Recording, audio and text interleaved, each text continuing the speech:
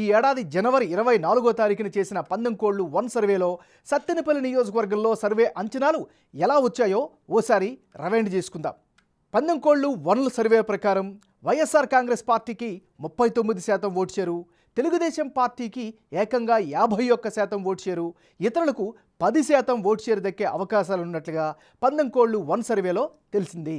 ఇప్పుడు అభ్యర్థుల ఖరారు తర్వాత కీలకమైన సత్తెనపల్లి సెగ్మెంట్లో పందెంకోళ్లు 2 సర్వేలో భాగంగా వెల్లడైనటువంటి అంచనాలను ఇప్పుడు చూద్దాం. 11/4/2024 ప్రకారం వైఎస్ఆర్ కాంగ్రెస్ పార్టీకి 42% ఓటు షేరు, తెలుగుదేశం పార్టీ అభ్యర్థికి అనుకూలంగా 54% ఓటు షేరు, ఇతరులకు 4% ఓటు షేరు వచ్చే అవకాశం ఉన్నట్లుగా పందెంకోళ్లు 2 సర్వేలో జనం యొక్క అభిప్రాయంగా వెల్లడైంది.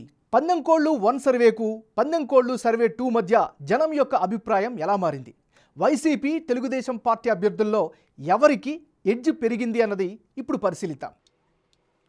సత్తెనపల్లి నియోజకవర్గంలో పందెంకోళ్లు 1 సర్వేలో భాగంగా వైసీపీ అభ్యర్థి అంబటి రాంబాబుకు 39% ఓటు షేరు వచ్చే ఛాన్స్ ఉందని అప్పుడు తేలింది. తాజా సర్వేలో 3% ఓటు షేరు పెరిగి అది 42%కి చేరింది. అదే సమయంలో తెలుగుదేశం పార్టీ అభ్యర్థి కన్నా లక్ష్మీనారాయణకు గత సర్వేలో 51% ఓటు షేరు, ప్రస్తుత సర్వేలో 54% ఓటు షేరు వచ్చే అవకాశం ఉందని వెల్లడైంది. ఇక ఇతరులకు గతంలో చెప్పినటువంటి సర్వేలో 10% ఓట్లు వచ్చే ఛాన్స్ ఉంటే తాజా సర్వేలో అది 4%కి పడిపోయింది.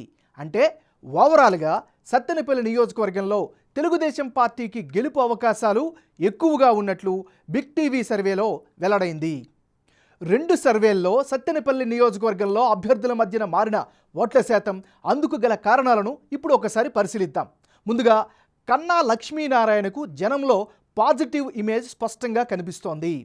మరోవైపు ప్రస్తుత సిట్టింగ్ ఎమ్మెల్యేపై నెగిటివిటీ పెరిగింది అనేటటువంటి అభిప్రాయం ప్రజల్లో వ్యక్తమవుతోంది. వైసీపీ అభ్యర్థి కేడర్ సపోర్ట్ అంతగా పెరగకపోవడం కూడా స్పష్టంగా కనిపిస్తోంది. తెలుగుదేశం పార్టీ విషయానికి వస్తే కమ్మ కాపు ఓటర్ల మద్దతు ప్లస్ పాయింట్గా కనిపిస్తోంది. సంక్షేమ పథకాలపైనే వైసీపీ కావచ్చు, లేకపోతే వైసీపీ అభ్యర్థి ఆశలు పెట్టుకున్నటువంటి పరిస్థితి. అంటే ఓవరాల్గా ఇప్పటికిప్పుడు ఎన్నికలు జరిగితే సత్తెనపల్లి నియోజకవర్గంలో తెలుగుదేశం పార్టీకే ఎడ్జి ఉన్నట్లు బిగ్ టీవీ ఎలక్షన్ సర్వేలో వెల్లడైంది.